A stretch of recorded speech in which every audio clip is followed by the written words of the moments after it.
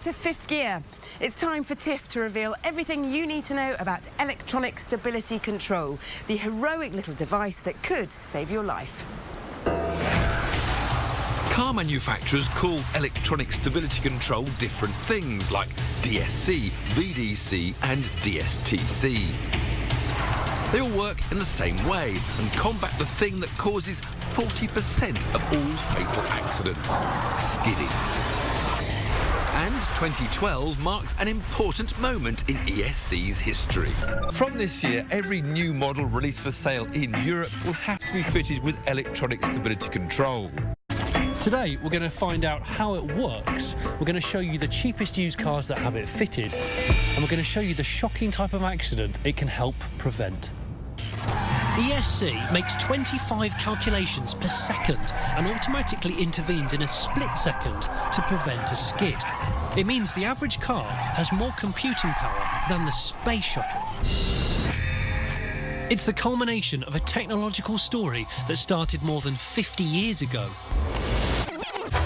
Seatbelts were the first ever safety device and arrived in the 50s, with Volvo demonstrating that being restrained in a sudden impact could increase your chances of surviving by 60%.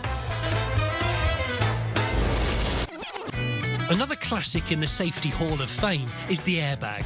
By slowing the body's rate of deceleration, it helps reduce how much energy is transmitted to your internal organs and cuts fatalities by 25%. Then there's anti-lock brakes. The 1978 Mercedes S-Class was the first car to have ABS, and today more than 200 million ABS systems have been fitted, and they provide an essential part of an ESC system.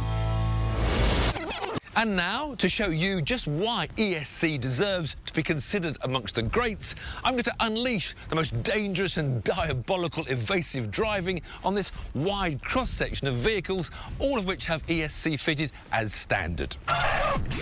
It's me versus ESC. Basically, I'm going to replicate everyday emergency avoidance manoeuvres and try and crash.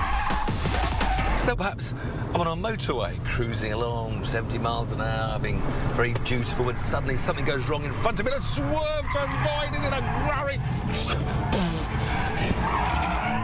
When I'm on a country road, I turn into a corner, and it's tighter than I thought.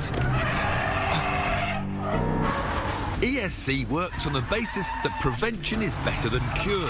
It supposedly stops 80% of all skidding accidents from even happening. The car's saving me from having a big accident. So what the ESC does, it has all these monitors. First of all, it uses the ABS sensors to check each individual wheel speed.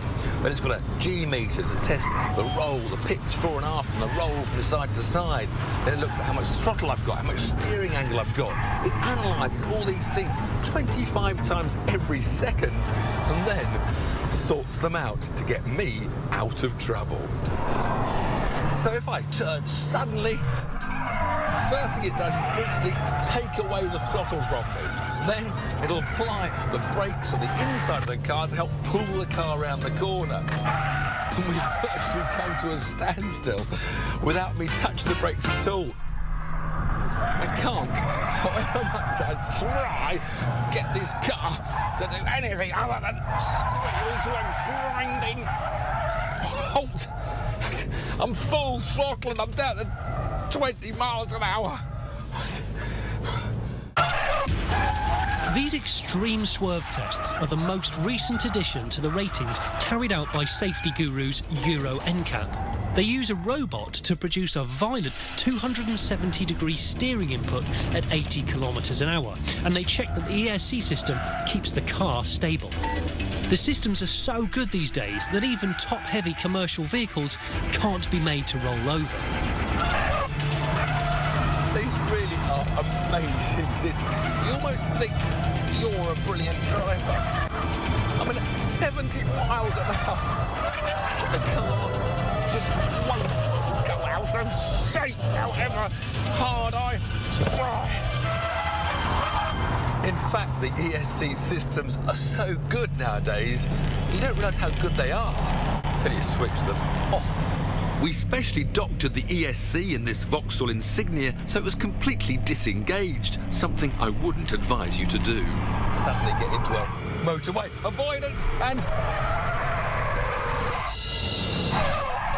all of a sudden, you're part of the accident. It's not hard to see why ESC has been made a standard requirement for all new cars. But there's a problem. Whilst all new cars will have ESC fitted as standard by 2014, what about used cars? In the UK, we buy 3 million used cars every year. And for some of them, the consequences of not having ESC can be even more dramatic. This is a 2001 Toyota Yaris, which, when it was new, was awarded 4 out of 5 stars in a Euro NCAP crash test and named the safest car in its class. But, like many other super minis of its age, it doesn't come fitted with ESC.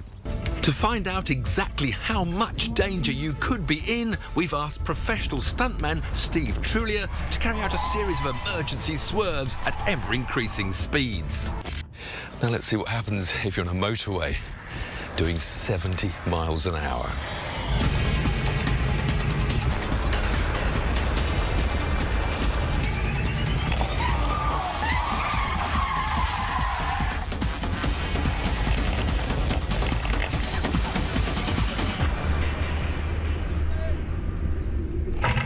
Superb. The increase in momentum spears the car off to the right, which could mean smashing through lines of traffic and into the crash barrier. In this case, the wheels dig into the wet grass and the car rolls. Steve was okay, and the car, amazingly, was drivable. With the car patched up, we decided to send Steve down once again, this time to see what happens at over 70 miles an hour.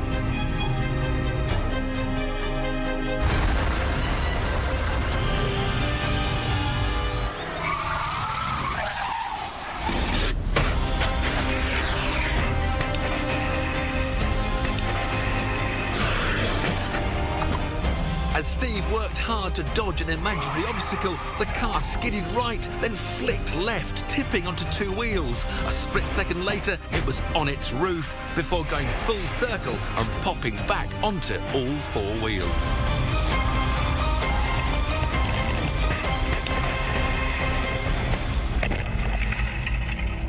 That's what happens if you don't have ESC. We're not saying that every car without ESC will roll over in an emergency. You're right, Steve? Just like that, Tiff. Or that the Yaris is less safe than any other vehicle without ESC. Oh, that'll probably polish out. You'd like to have another go, maybe, Beverly. You're enjoying it so much. Well, thank you very much, You're Steve, more than for welcome to. demonstrating to everyone Absolutely. what it's like. But when it comes to buying your next second-hand car, you'd be wise to choose something that does have this life-saving system fitted.